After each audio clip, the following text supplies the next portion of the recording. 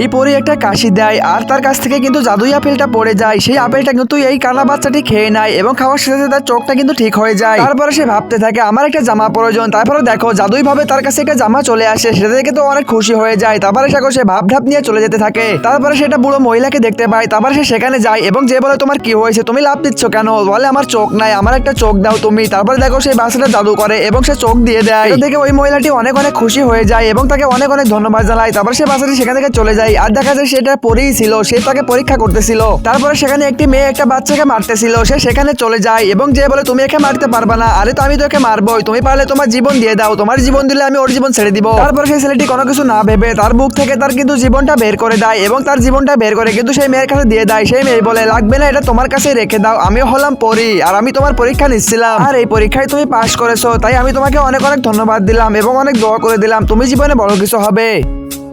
বন্ধুরা তোমরা যারা মাকে ভালোবাসো তারা এই ভিডিওতে একটা লাইক দিয়ে চ্যানেলটা সাবস্ক্রাইব করে দাও।